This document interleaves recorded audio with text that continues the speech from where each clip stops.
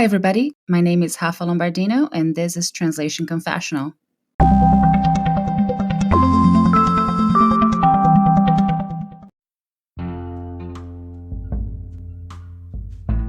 Knowing yourself as a freelancer. And we're back. I hope you had a great holiday season and wish you a very prosperous 2022.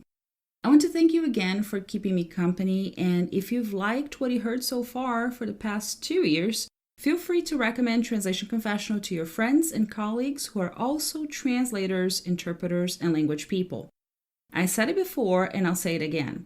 I truly believe that the more people we interact with in the translation and interpretation world, the more ideas we get to have and the more we learn about ways to become better professionals and work more efficiently. The stronger our community is, the stronger our professional field will be. So, Translation Confessional Season 3 officially starts today.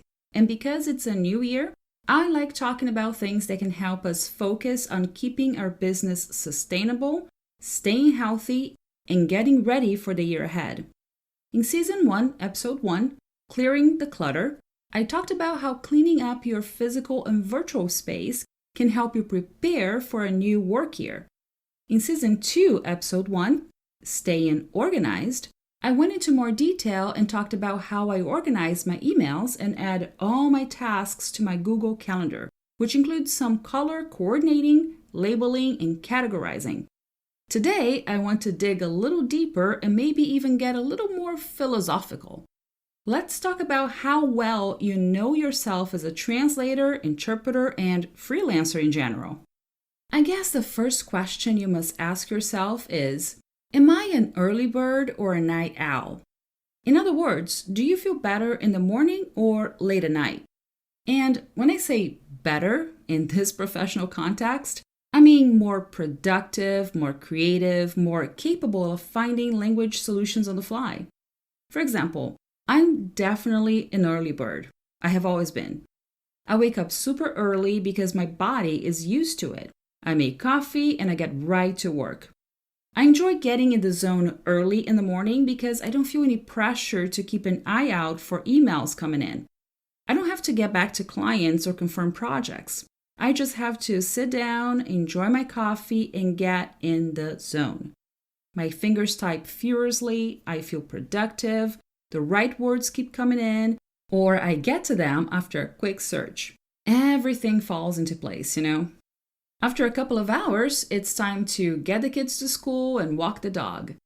And then the most hectic part of the day starts, as I am in the office, for real, between 9 and 11:30 a.m., and feel like I'm putting out fires as I confirm projects, add some to my schedule, assign others to colleagues, and answer phone calls.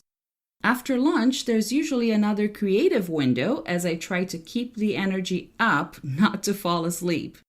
And because I'm in California, 1 p.m. for me is 4 p.m. for clients on the East Coast, and way past business hours in Brazil, Europe, and everywhere else. So I only have to keep an eye out for clients who are closer to my time zone in case last-minute requests come in.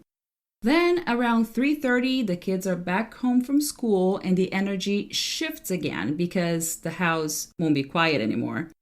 So it takes some adjusting here and there for everyone involved before the workday is over. If I need to work on a subtitling project, no matter how much my earphones are supposed to be noise canceling, I can't have them running around the house and screaming. So maybe it's time for them to blow off some steam in the backyard or take the dog for another walk. If I'm doing something else, like writing articles, brainstorming new content for the podcast, doing some marketing for my company, then I may go sit down on the couch and work on my laptop instead while the kids are just going about their business. All I know is that my night owl days are long behind me. I know it sounds dramatic, but at the turn of the century, I used to go to work teaching English in the morning and afternoon, go to college at night to study journalism, and then burned the midnight oil translating Monday through Thursday so I could go partying until early in the morning on Fridays and weekends. More than 20 years later, I'm now in bed by 10:30 at night, and I know for a fact I could not do any translating at all at night because I won't be productive and I won't be well rested for the next day to start it all over again.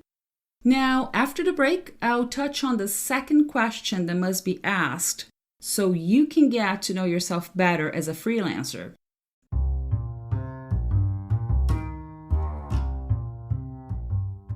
Before we continue, I wanted to tell you a bit about OnlyOffice.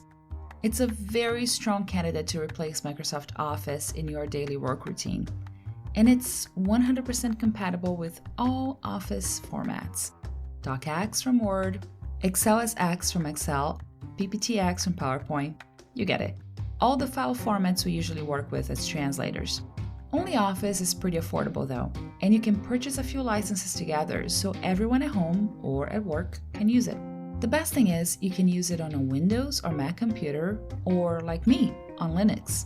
In other words, you can use OnlyOffice no matter what kind of computer you have. You can use it in the cloud too. So basically, you can translate and edit documents and collaborate with other translators online, all while keeping your information safe and in the same file format you need. If you'd like to give OnlyOffice a try, go to this webpage, bit.ly/tc-00. It's easy to remember. TC is for Translation Confessional and 00 is for OnlyOffice. Once again, the webpage is bit.ly/tc-00. Hope you like it. So the next question that must be asked if you want to get to know yourself better as a freelancer is, what am I really good at? Are you a better translator, interpreter, copy editor, transcreator, subtitler?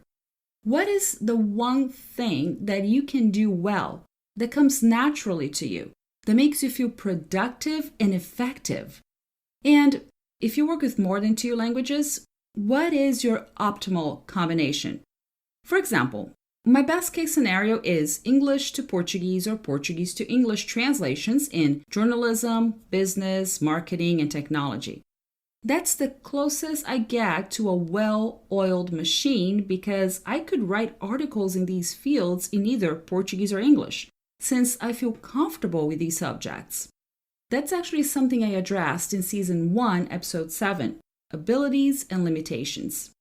I do have a slightly better output when translating into Portuguese because my collocations are much sharper and come from the gut, so to speak, since that's my native language.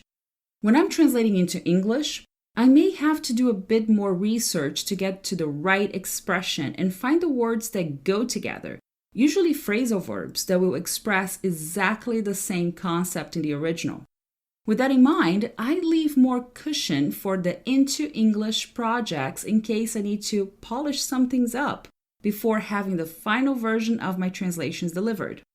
Now, when it comes to subtitling, I do believe I work better into English because it's much easier to fit everything into the restricted room and timing we have to work with.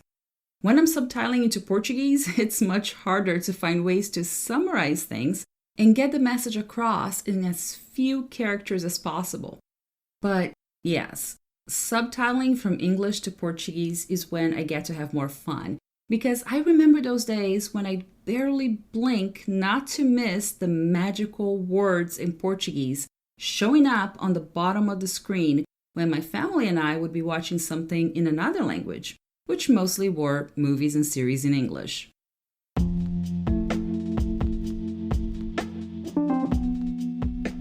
Having said all that, what are you really good at? What is your specialization? The one that allows you to work faster and better.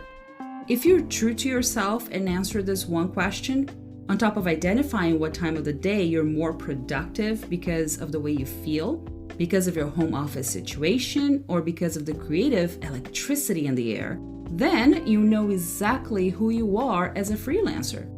Then come back to me, drop me a line or send me a voice message to let me know what you found out about yourself.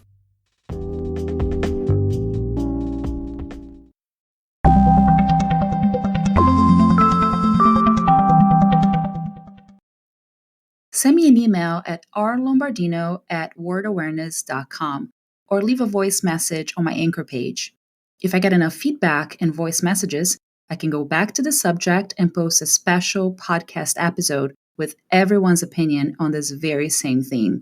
By the way, my Anchor page is anchor.fm/translation-confessional. I look forward to hearing from you.